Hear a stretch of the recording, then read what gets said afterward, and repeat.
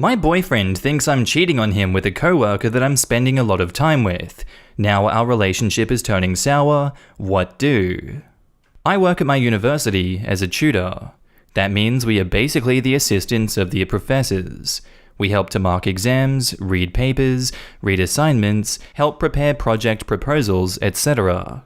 Right now, my uni was in finals week, and because the professor we work for teaches the basic modules, we have about 200 exams to grade. They are exams with essay answers and such, so it's not as easy to go over as it is with multiple choice question exams. Our boss is in the hospital due to the Rona, but we still have to grade them all, and we don't have that much time because we have to submit the graded exams so they can be put into the database. My coworker and I also study the same thing. At the beginning of the semester, we both got into a project class together. We didn't apply together, you get randomly thrown into a project. So now we work together and have to write a 50-page empirical project. So of course, we are spending quite some time together right now. We either meet at the office, his place or my place. For the first few hours, we will grade exams, proofread what the other wrote, and then we will work on our project. That means running statistics on R, analyzing, literature research, etc. That leaves the week almost completely full. I'm getting paid for overtime, but still. My boyfriend is absolutely not okay with this anymore. He said that he has asked friends, and they all say that I'm acting suspicious. He asks me to do it all remotely, which would be a huge inconvenience. He asked me to see my phone, and got mad when my coworker's name appeared under contacted regularly, which of course, we send documents via WhatsApp, questions, reminders, etc. He asked me point blank if I was cheating. I obviously said no, but I also got mad that it was even a question. I tried to reason with him, explain the situation, told him that this is nothing that will be forever. We are done with about 87 exams, and the project has to be turned in by mid-October. So after that, it'll be much less. He's saying that I'm unreasonable and am disrespectful. I'm saying he is self-centered and does not trust me. We've come to an impasse, and I'm spending the night at my best friend's place. Any tips on how to deal with this? And now in the comments. People are repeatedly pointing out in the comments that the main thing causing this issue is you going over to his house to grade those papers. So if you can meet at the office once a week, you are already meeting at your place. Why not just stop going to his and find another third option? If your relationship is so affected by this, stop being so stubborn about your working space situation and find an alternative. You could also continue going to his place, but much less often, until this temporary assignment is over. Continue keeping your partner informed as to when this happens and during what hours that you'll be there working. Dropping work or non-romantic relationships because your boyfriend is insecure is toxic, but it doesn't seem like you are willing to do any effort or compromise to reassure him that you have taken his concerns into consideration. If your texts turned personal and you two are actually having non-work conversations, I could see how that would be a problem. As long as everything was work-related, it should be fine. I understand his stress though. You spend more time with this person than him. Just an insecure part of your boyfriend. And OP replies, "Nah, there are of course some memes and things like that, but we don't have anything else. It's like 90% work, 5% memes, and 5% checking in on each other. If you spend all day together pretty much every day, why do you need to send memes to each other or check in on each other? How often are you the first to reach out to check in on your boyfriend? Oh my god, how dare she have a friend of the opposite sex who she works with as well? How inappropriate! Ah, come on. Let's not act like there's nothing that could seem inappropriate to her boyfriend. 1, it's a new friend who he apparently hasn't met or doesn't know well at all. 2, they're spending a ton of time alone together, more than she seems to spend with her boyfriend, at this guy's apartment. And 3, they are also messaging loads outside of the times they are together. I'm not saying it's inappropriate, but the vast majority of people would at the very least be concerned if their partner was doing this. Reading your comments, it feels like you are not putting the effort into compromise. You keep shutting down people's suggestions like, why even bother asking for advice if you are saying not possible? Your boyfriend is saying that he feels uncomfortable, and you should be empathetic and work with him to find a place that is comfortable for him without jeopardizing your work. Maybe you can limit to meeting in public places or whatever. It's way more comfortable for your boyfriend than you going to his house. And OP says, not really possible. Most coffee houses are not big enough to be able to seat people inside due to COVID. The libraries are still closed for study groups, and our office is only open once a week. We go to our office when we can, but that's again only once a week. We live together, so every evening we cook together and we eat. Then we spend the night in the same room while he games and I watch my shows and draw. Again, memes and check-ins are not a lot. But obviously after working together for 2 years, we are also friends. Not best friends and such, but I think it's important for good work atmosphere. I don't even meet him outside of work. And now on to the update. So, we did break up, but to contrary belief, it was actually not my fault. He had been cheating on me with a waitress at his job, so I guess he was projecting. He tried saying it was my fault, but Jesus. So, it's over. I'm staying with my cousin right now. It sucks because now I have to commute for an hour to go to work and work on the project, but it's definitely better. And P.S. No, the first person I wrote to was not my coworker. Some of you have to revisit the concept of platonic friendships. Not everyone wants to fuck, and it's amazing how much hate I got, lol. And now in the comments, wow, projection. I don't really understand why you got so much hate on that first post. When I was younger, I dated a jealous man and was okay with his attitude, and was very much on the, your partner should come first above all your friends. It took a pandemic and realizing that I'm lesbian to dump him. I realized that life is too short, and my relationships with friends, family, co-workers, and classmates matter much more to me than a partner. I am too old to be with someone who is jealous like that anymore. I am glad that you got out of it, OP. And OP responds, lol, I hope you are so much happier now. Exactly, 100% agree. People were arguing that I was talking BS and making up excuses. They were trying to prove me wrong, saying I was not compromising enough, and that sending memes was laying the groundwork to cheat. They were saying that there was no need to be friends with him or go see him one-on-one.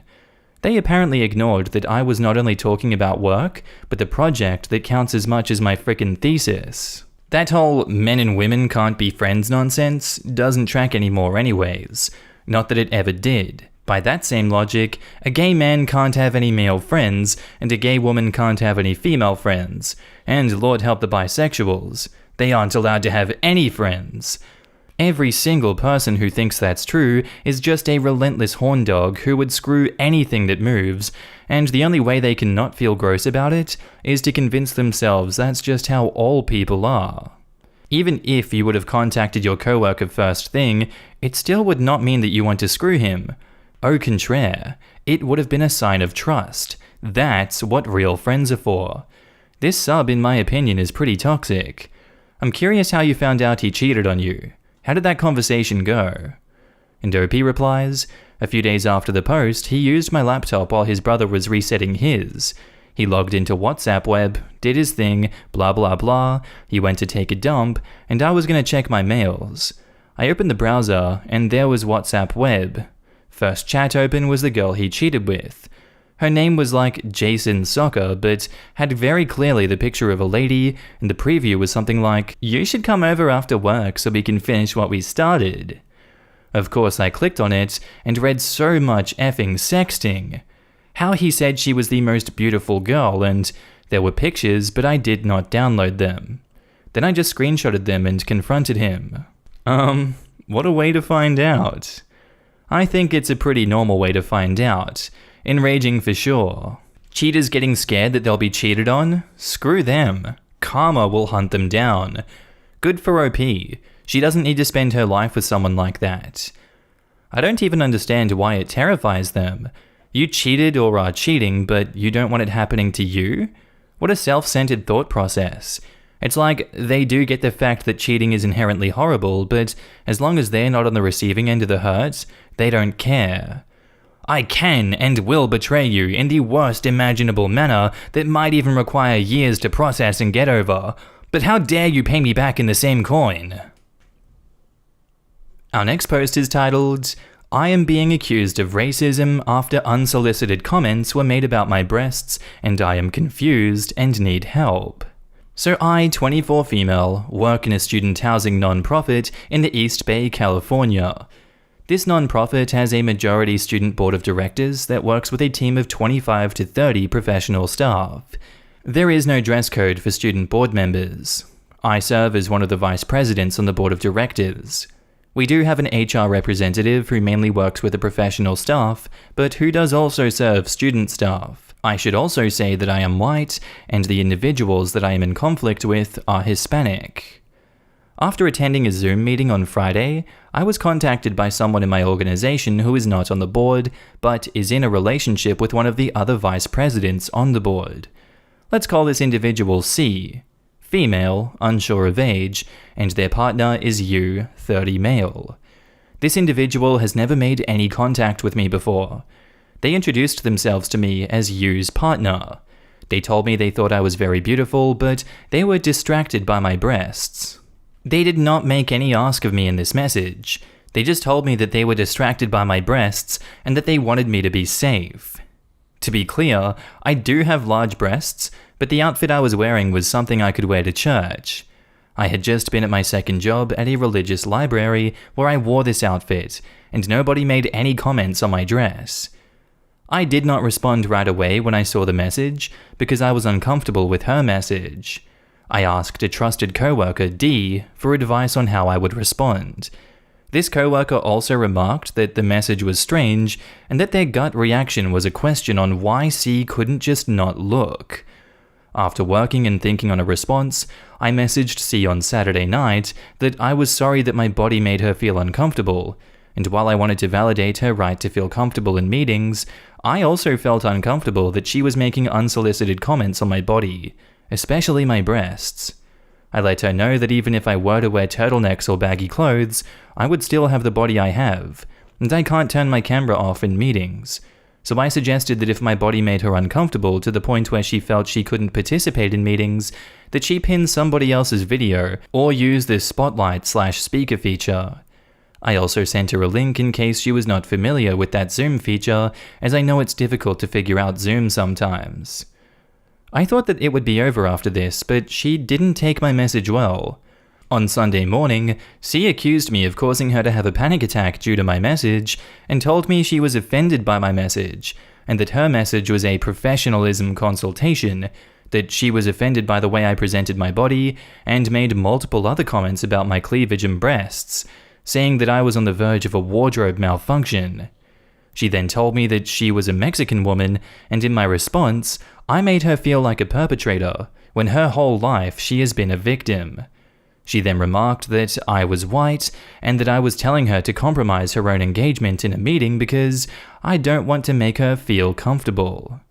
She then told me that she was resigning, and it was my fault.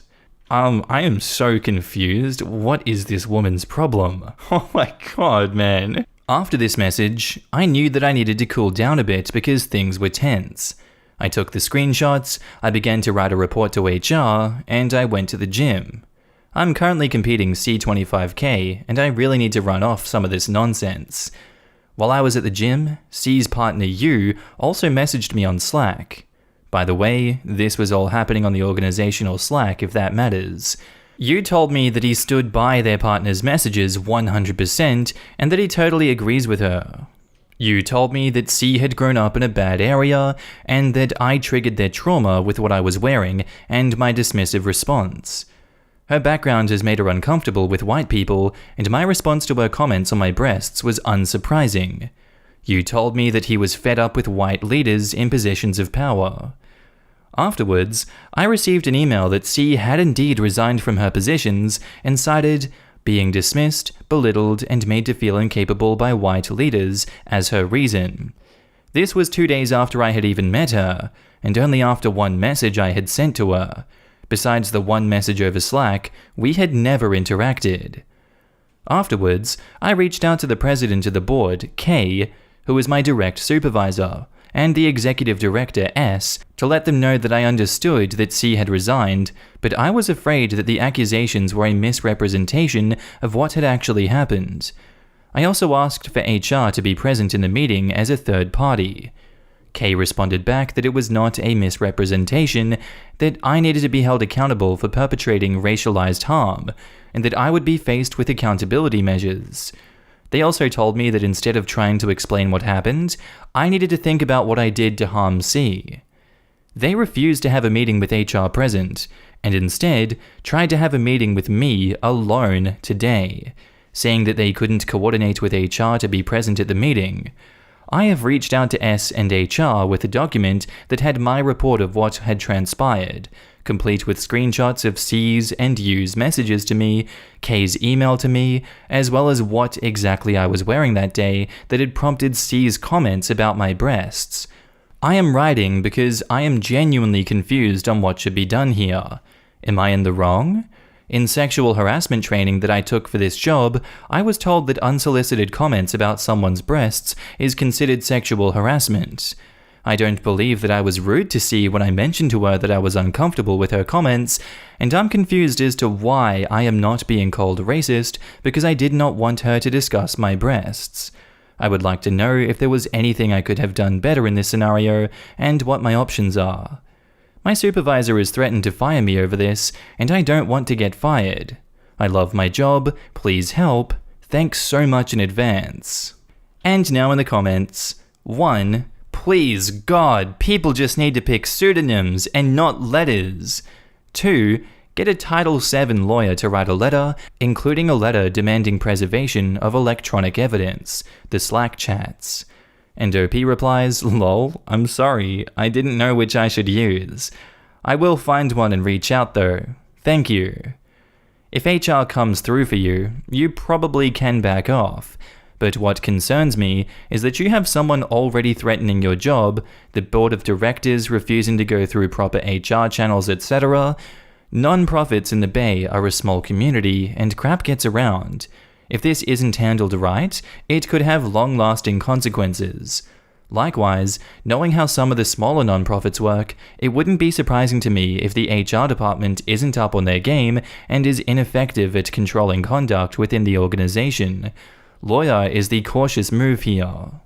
If HR doesn't come through for you, contact the Labor Department. They will ask you questions, and if they deem your situation sexual harassment with retaliation or threats of retaliation by your employer, you might have a case.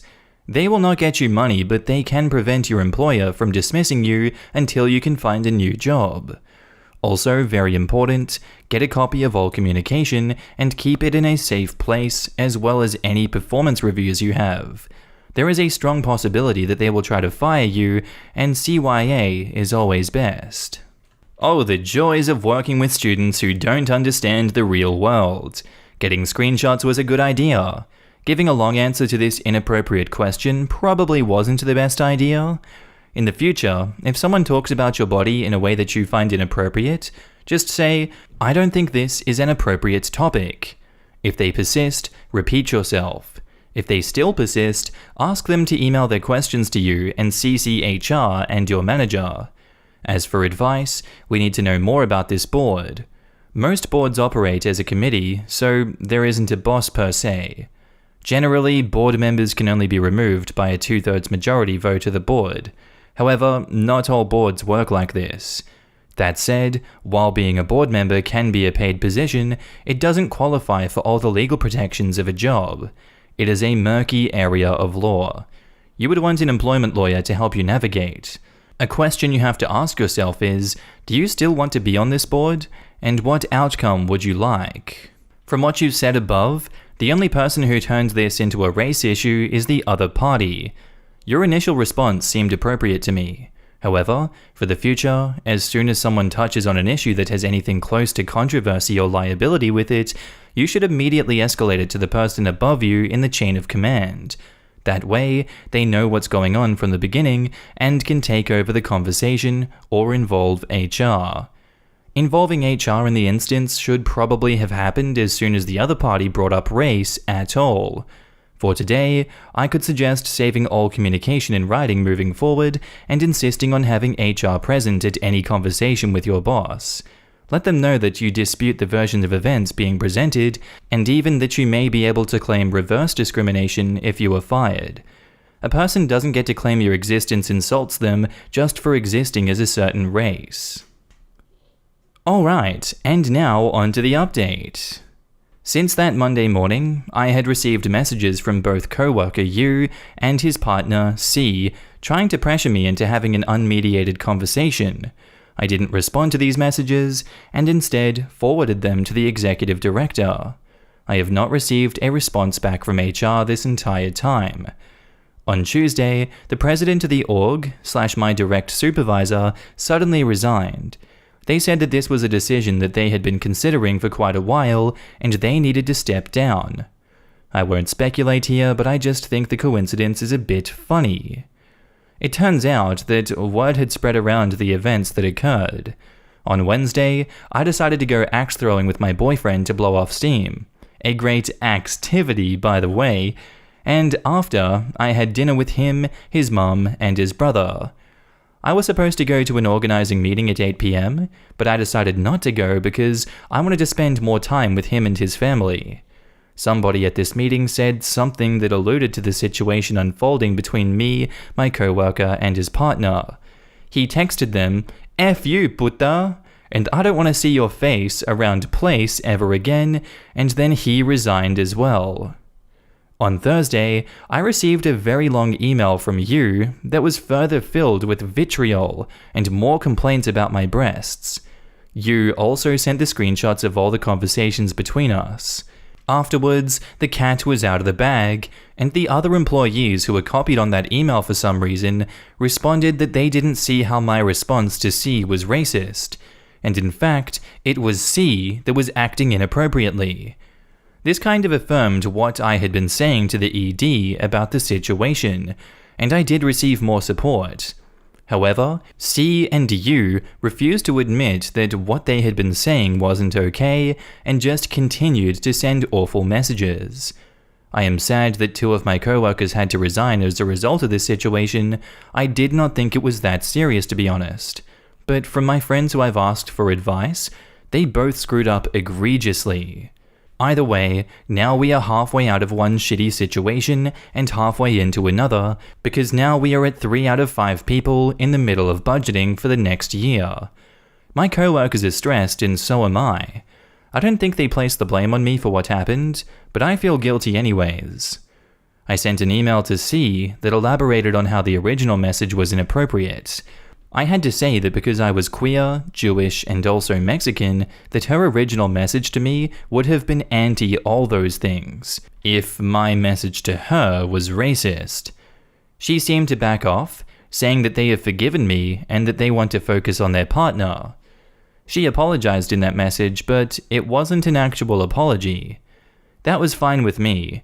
I just wanted the situation to stop. Thanks to everyone that offered support.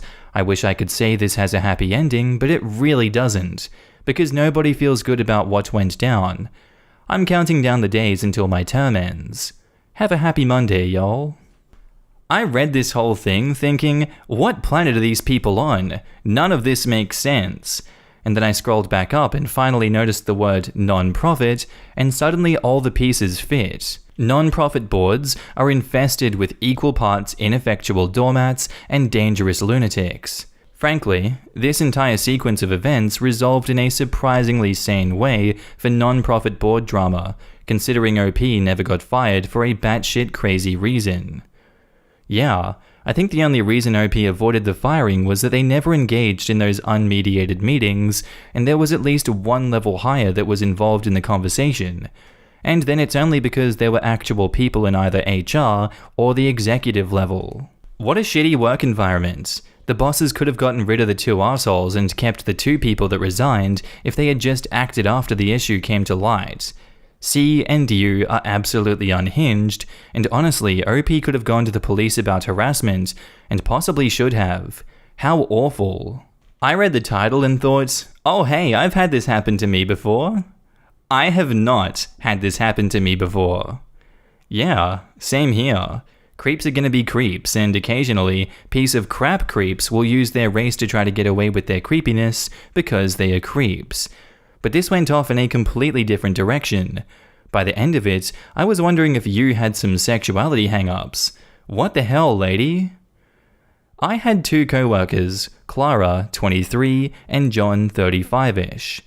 John is an immigrant from somewhere in Southern Asia.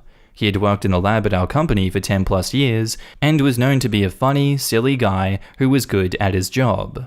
Clara was brand new to the company, working in a male-dominated field and trying to establish workplace friendships just like dudes around us did. Many of them meet up for golf on the weekends or happy hour after work. Clara started being friends with John, and at first he was just nice, but she started noticing things crossing a line. He would tell her about his marital issues. He would start waiting for her at her desk with a donut and coffee in the morning, asking if she wanted to get a coffee after work that night. Stuff that sounded kind of like a date, but could also just be friendly. She finally drew the line when he started giving her gifts of art that he made. She went to adjust the painting in the frame and saw there was like a prayer type thing written on the back side of it, which wasn't really understandable, but made it 10,000% clear he was fully in love with her. With that knowledge that she wasn't just being full of herself, she finally felt okay to say that it was going a bit too far and making her uncomfortable. She sent him a very kind email basically saying, "John, being your friend has been a real blessing, but I do think it would be best for both of our careers if we made our relationship a little more professional and less close." John lost it. He sent back a nasty email telling her that it was all in her head and he never wanted to see her again because she was racist anyway. HR gave him a warning because that day, he tried to follow her out to her car when she decided to leave early. She didn't even report that one. The front of the building is all glass, so anyone looking out the window could have seen it. So the next day, he showed up at 8 AM in a shirt that he had ironed on some weird message like, "Number one professional, work relationships only." By this point, basically the entire building knew his shirt was a direct dig at Clara, who was just trying to hide at her desk.